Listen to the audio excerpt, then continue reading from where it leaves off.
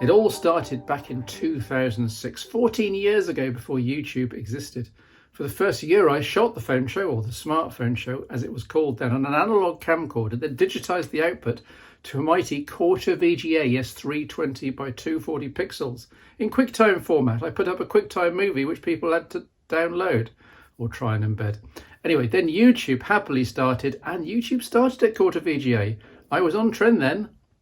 And yes, it looked appalling. This is roughly how the show looked in 2006.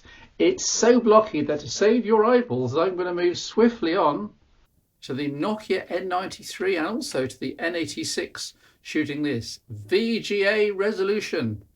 The N93 was the first smartphone that shot VGA video, i.e. 640 by 480 pixels, so TV quality of the era, called 480p today in YouTube settings. It also shot high quality stereo sound and meant I could skip setting up a camcorder at all, skip the whole digitizing process and simply import my MP4 video from a phone camera straight into my video editor of the time on Windows. I was hooked. The phone show always, from that point onwards, would be shot on a phone. It became one of my unique selling points. The N93 did me well for 2 years, but the arrival of the N86 shooting this in early 2009 meant a new increase in video quality, still at VGA, but with crisper optics. Then the biggest jump of the show's life in 2010 with the arrival of the Nokia N8, and here shooting this the E7. Yet again, Zeiss optics and a superb sensor on the N8 and the experimental EDOF lens here on the E7 with crystal clear video at 720p, what's known today as just HD. Note that I did experiment with shooting on non-Nokia phones, but they invariably suffered from too poor picture quality and audio that was too noisy. Remember, this was 2010. The N8 and E7 did sterling work until 2012 with the arrival of the legendary Nokia 808, which captured the phone show for most of the next 6 years. Simply incredible real-time oversampled 1080p video known now as Full HD, and better than ever audio.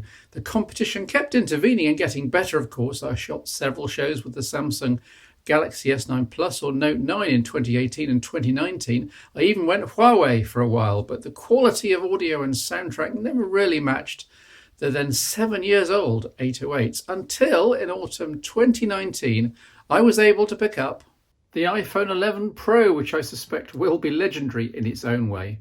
Also a small phone with massive imaging power like the 808, it was a step up for iPhones, which in fairness had been improving on the video side from year to year. It was time to retire the 808 since the video from the 11 Pro was stellar and the audio utterly unmatched.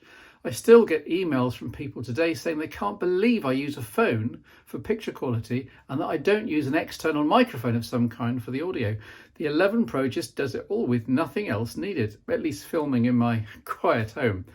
4K video is a thing in 2020, of course, with many YouTubers now shooting in 2160p as it works out, i.e. twice the resolution and 4 times the number of pixels, and it would be trivial for me to do the same. But as the years go by, I'm not getting any younger, and as the main feature on screen is my face, I really don't want every last facial defect or hair out of place seen in gory detail. I'm sorry, I'm just human. But also B, even in 2020, I still don't think that many people have 4K devices on which to watch YouTube. Viewers are watching on phones or tablets or Chromecasts or laptops, and I suspect that less than 5% would actually watch a 4K screen anyway. So, what of the future of content? Show 400 would seem a nice round number to finish on, but 500 is even more round, so, well, I'll press on and we'll see how far I get. As long as there's interest from viewers and engagement on social media and in the MeWe community, then I'll keep on with the phone show videos. Just no promises on schedules. I've done a truckload of content in the last 3 months and we're almost into my traditional summer month or so video break. I need one. Hey Steve, here I am down the beach to celebrate your 400 phone show.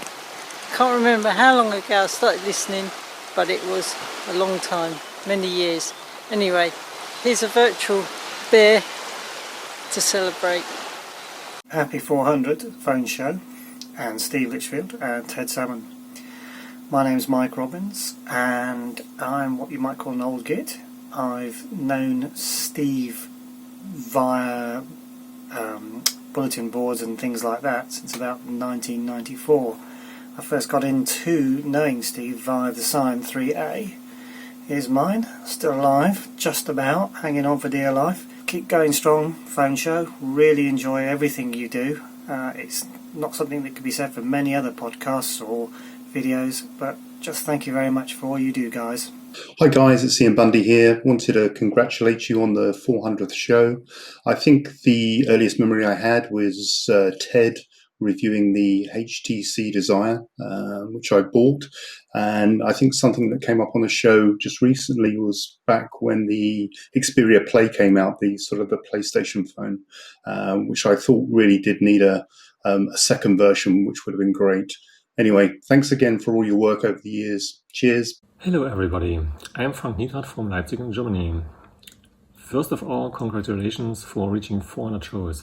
I stumbled upon Steve's website all about Windows Phone as I got my beloved Lumia 1020 in May of 2014.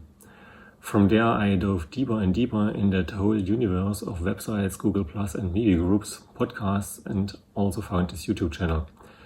So I think I watched about the last 150 shows or so and listened to even more episodes of the podcast. I tried to find out what phone I used back in 2006 at the time the first show aired, and to my surprise it was a Windows Phone as well, an XDA Mini that was sold by O2 here in Germany. So thank you Steve, Ted and all the other usual suspects for their time and energy, and just keep going on. Goodbye. Hey Steve, Kevin from Dublin here. Just want to say congratulations on 400 phone shows. And the Phone Show Chat is my absolute favourite podcast. I re-listen to it every single week. I don't really go near those other 30 podcasts I subscribe to. I just listen to yours over and over and over again. So keep it up, both the Phone Show and the Phone Show Chat. And a bit more Ted in the Phone Show will be good. I'll say it again. But yeah, wishing you all the best and keep it up.